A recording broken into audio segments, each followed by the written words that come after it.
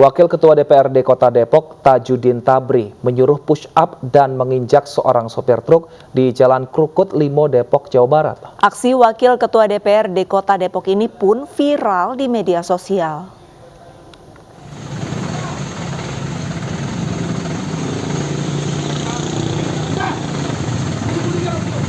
Selain memerintah sopir truk tersebut push up serta menginjaknya, Wakil Ketua DPRD Kota Depok, Tajudin Tabri, juga meminta sopir truk tersebut berguling-guling di tengah jalan.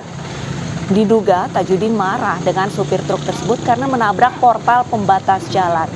Sementara sopir truk hanya bisa pasrah.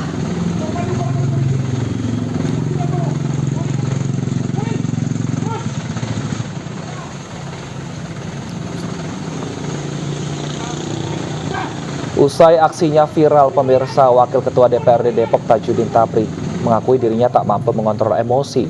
Tajudin berdalih tindakannya semata-mata untuk menindaklanjuti aduan masyarakat.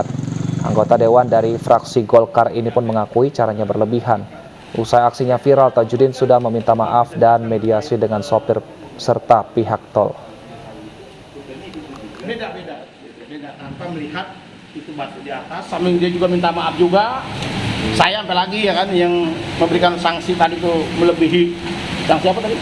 Hukuman polisi atau apa gitu, walaupun memang itu bukan tugas undang saya, tapi memang didasari dari rasa apa ya? Kalau bahasa sewot bahasa gitu.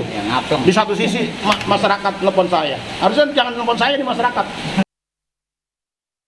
Kuasa hukum tersangka Lukas NMB mendatangi gedung Komisi Pemberantasan Korupsi Jakarta. Kedatangan kuasa hukum Gubernur Papua itu untuk menyampaikan alasan ketidakhadiran Lukas NMB pada pemanggilan kedua KPK Senin depan.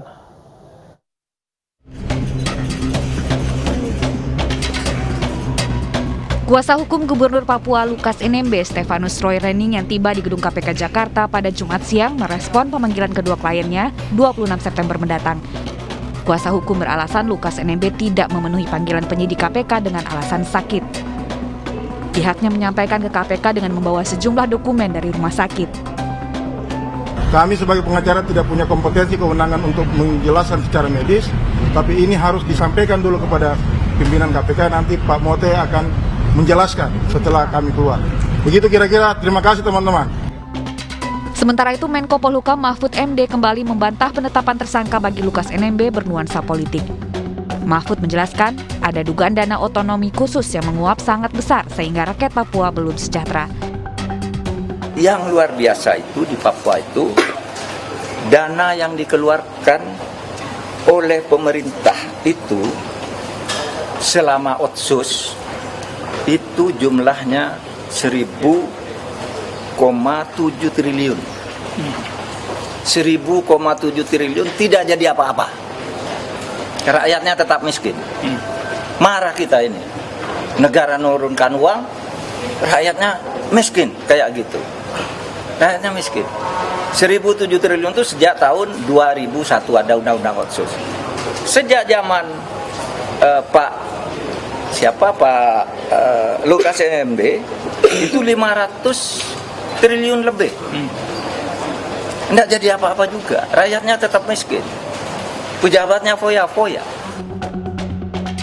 Sebelumnya PPATK menyatakan Lukas NMB tidak hanya diduga menerima gratifikasi 1 miliar rupiah, aliran uang Lukas NMB juga berupa jam tangan senilai 550 juta rupiah, jumlah rekening yang diblokir 71 miliar rupiah. Bahkan yang mengejutkan adalah Lukas NMB diduga melakukan setoran tunai ke meja judi kasino sebesar 560 miliar rupiah. Hingga saat ini, Gubernur Papua Lukas NMB masih bertahan di rumah pribadi yang dijaga pendukungnya setelah ditetapkan menjadi tersangka korupsi oleh KPK. KPK telah melayangkan surat panggilan kedua kepada Lukas NMB agar hadir dalam pemeriksaan pada 26 September 2022 untuk diperiksa sebagai tersangka.